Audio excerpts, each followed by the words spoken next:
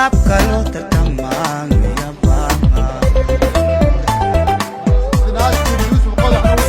hadba qofkii la doortee qaabanaya taladana dhammaan laysla qaato qofna diiday orane oo qurux loogu dabaaldego waxau helay xildhibaan yaasiin 39 xildhibaan cabdisaaqna wuxuu helay 42 gudoomiyanimadii golaha wakiilada waxaa ku guulaystay cabdirasaaq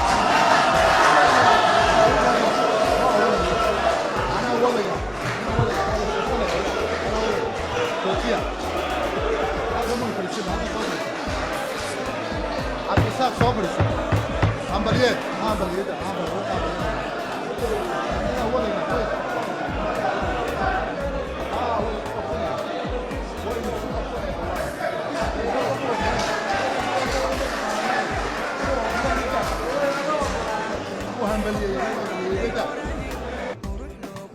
waxaa gudoomiye ku-xigeenkii golaha wakiilada ku guulaystay Siciid Mire Faarax Hiire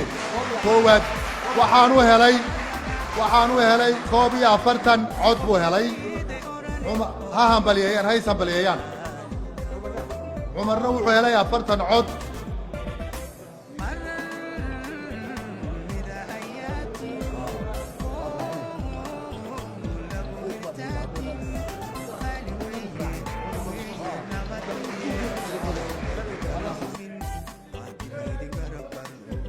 waxaa jagada gudoomiye ku-xigeenka labaad ku guulaystay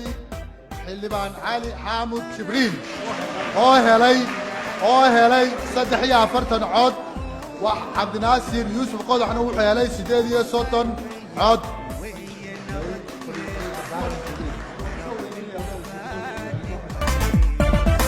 hadday laabo isqabatana warwaynta dhaqankiyo gurdibaa u qaybsano xalliso qardofaaga shicibkuna qadariyan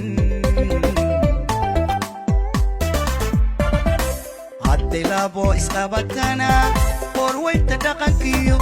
gurdibaa u qaybsano xalliso qardofaa shicibkuna qadariyan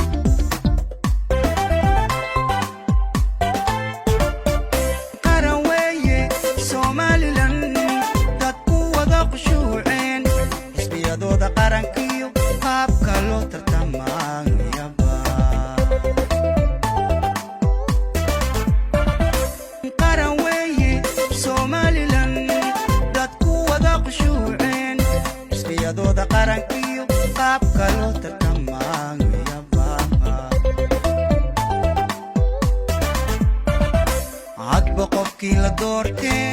qaabanaya taladana dhammaan laysla qaato qofna diiday orane oo qurux loogu dabaaldego